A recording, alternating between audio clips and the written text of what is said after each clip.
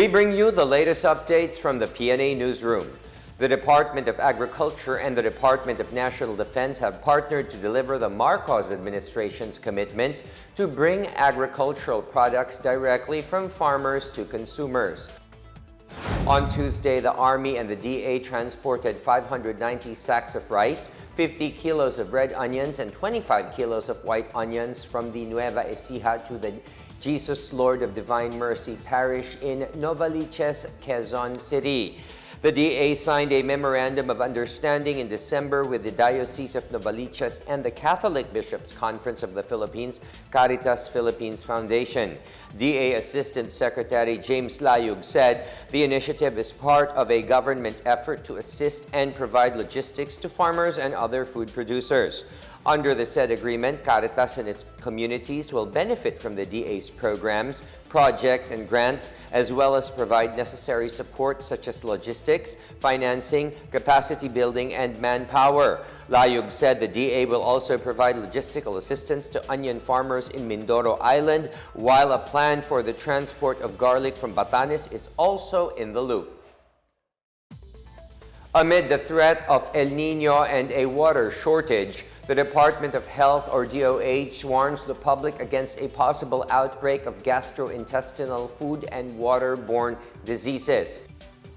DOH Officer in Charge Maria Rosario Vergere said the possible shortage of safe water during the dry season could cause the spread of gastrointestinal problems like cholera and typhoid fever, as well as food and waterborne diseases like bloody diarrhea and hepatitis.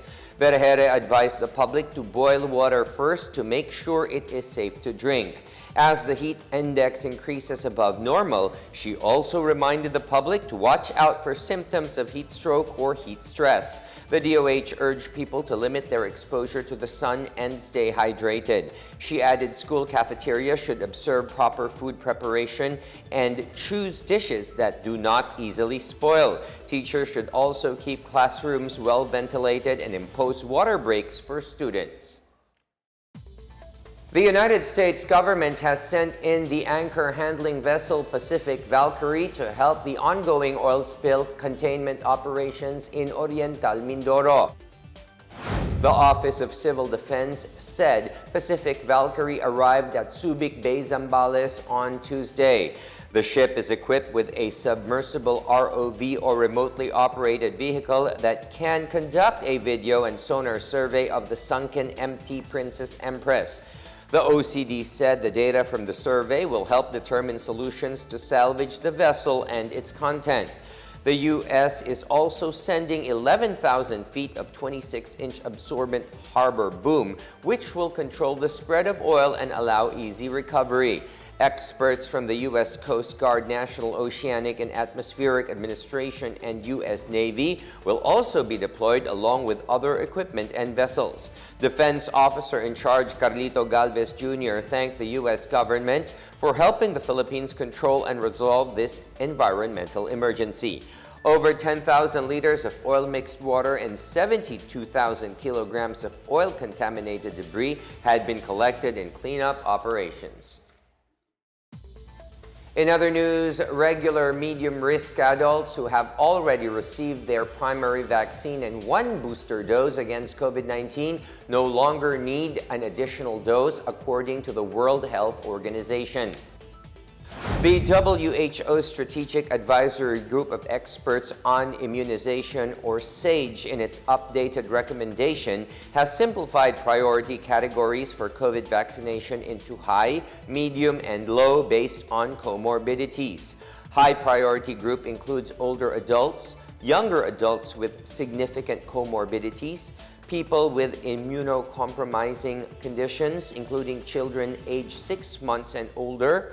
Pregnant persons and frontline health workers are advised to receive an additional booster after 6 or 12 months from the last dose. For the medium priority and low priority group, which includes healthy adults, SAGE recommends the primary series and first booster doses. Meanwhile, SAGE advises that vaccination decisions of each country should be based on its existing health program priorities and other contextual criteria. And that is the latest and the biggest stories from the Pna Newsroom. For more news content, visit our webpage or head on to the Philippine News Agency's Facebook and Twitter accounts. We are also shown on the social media pages of the Presidential Communications Officer, PCO. Please stay tuned for more news updates. I am William Theo. We tell stories that unite the nation. Good afternoon.